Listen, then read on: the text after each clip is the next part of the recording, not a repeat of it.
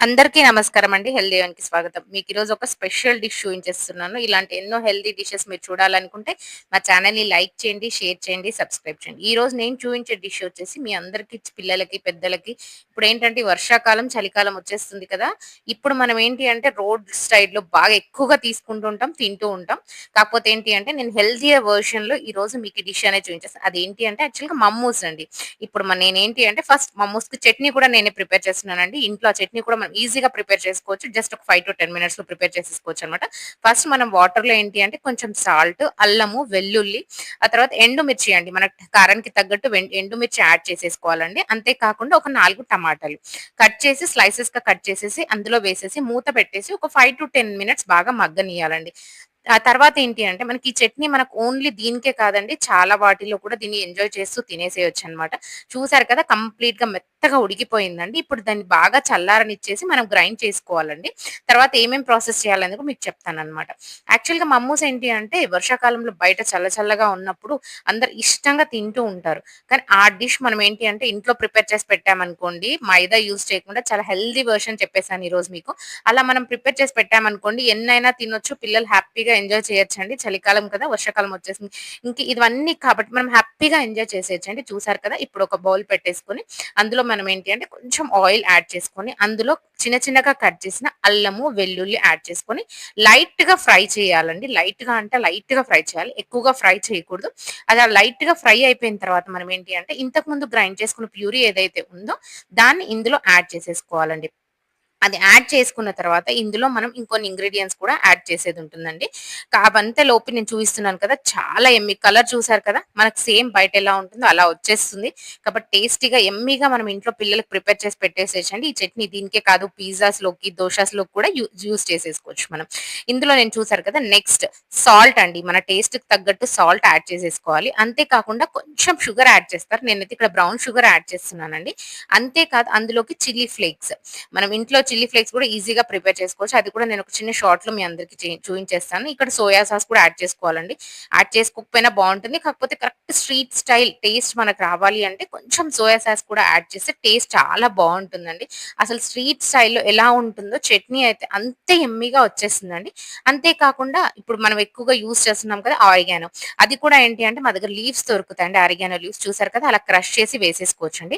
చాలా టేస్టీగా చట్నీ అనేది రెడీ అయిపోయింది. ఇప్పుడు మనం ఏంటి అంటే నెక్స్ట్ మమ్మోస్ ప్రిపేర్ చేసేసుకుంటున్నాం. మమ్మోస్‌కి ఏంటి అంటే ఇప్పుడు యాక్చువల్‌గా దాని స్టఫింగ్ ఫస్ట్ ప్రిపేర్ చేసి చూపిస్తున్నాను. అందులోకి అల్లము, వెల్లుల్లి చిన్న చిన్న పీసెస్‌గా కట్ చేసుకోవాలండి. మీకు నార్మల్ కొంచెం చిన్న చిన్న పీసెస్‌గా కట్ చేసుకుంటే మనకు అక్కడక్కడ తగులుతుంటాయి కాబట్టి టేస్ట్ బావుంది. మరీ చిన్నగా కట్ చేసి కొంచెం చిన్న చిన్నగా కట్ చేసుకుంటే బావుంటుంది. దీనికి కూడా నేను ఒక పాన్ అనేది పెట్టేసానండి. ఇందులో కూడా కొంచెమే ఆయిల్ వేసుకోవాలండి. కొంచెం ఆయిల్ వేసేసుకొని అందులో ఫస్ట్ ఏంటి అంటే అందులో మనం వెల్లుల్లి తర్వాత అల్లం ఈ 2 వేసేసి మంచిగా ఫ్రై చేసేసుకోవాలండి. అది కొంచెం మంచిగా ఫ్రై అయిపోయిన తర్వాత మనం ఒక ఆనియన్ అనేది యాడ్ చేసేస్తాం. ఇక్కడ నేనైతే క్యాబేజీ యాడ్ చేయట్లేదండి. మీ ఇష్టం ఉంటే క్యాబేజీ కూడా యాడ్ చేసుకోవచ్చు. ఇదిగోండి క్యాప్సికమ్ కూడా నేను కట్ చేసుకోవడానికి రెడీ చేసుకున్నానండి. ఇక్కడ ఈ పని చేస్తూ అక్కడ అది చేసేసుకోవచ్చనమాట. లైట్‌గా ఫ్రై అయిపోయిన తర్వాత ఆనియన్ యాడ్ చేశానండి. ఆనియన్‌లో మనం ఏంటి అంటే కొంచెం సాల్ట్ యాడ్ చేస్తే తొందరగా మగ్గిపోతుంది. మనందరికీ తెలిసిన విషయమే కదా! లైట్‌గా సాల్ట్ యాడ్ చేసి మంచిగా మగ్గిచ్చేసుకోవాలండి. కానీ దీనికైతే మూతయితే పెట్టకూడదండి. ఎక్కడ మెత్తగా అవ్వకూడదు. కొంచెం క్రంచీ క్రంచీగా అక్కడక్కడ తగులుతూనే బావుంటుంది. కాబట్టి ఏం మూత పెట్టకూడదు. అలా ఫ్రై చేసుకుంటే సరిపోతుందండి.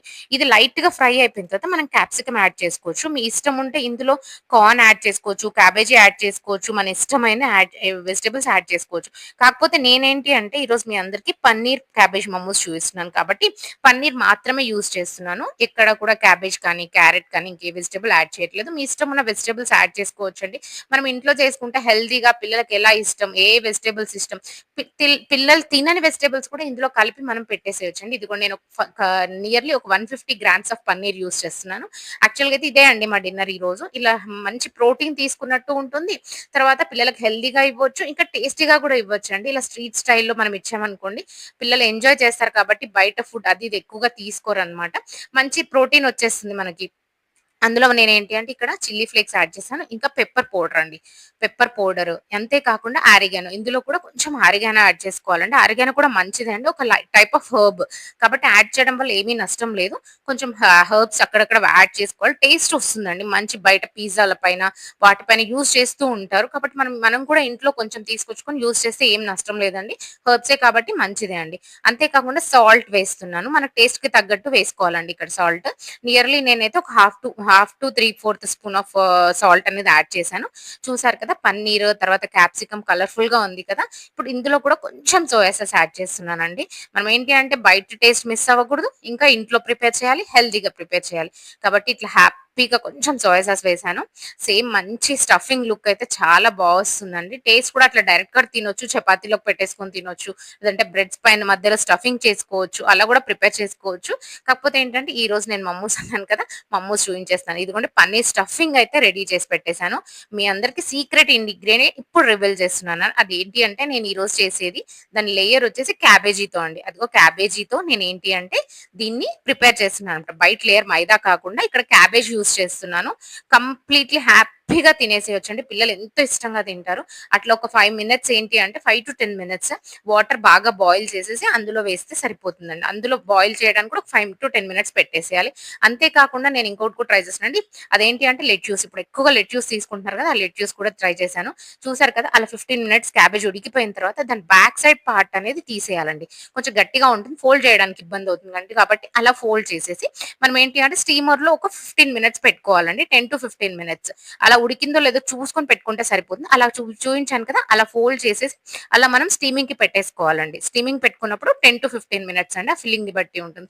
చూసారు కదా! లెట్యూస్ కూడా నేను పెట్టేసాను కదా! ఇంతకు ముందు వాటర్‌లో అది కూడా క్యాబేజీ అయితే 15 మినిట్స్ పడుతుంది. 10 మినిట్స్ పెట్టుకోవాలి. లెట్యూస్ అయితే ఒక 5 మినిట్స్ పెట్టుకోవాలండి.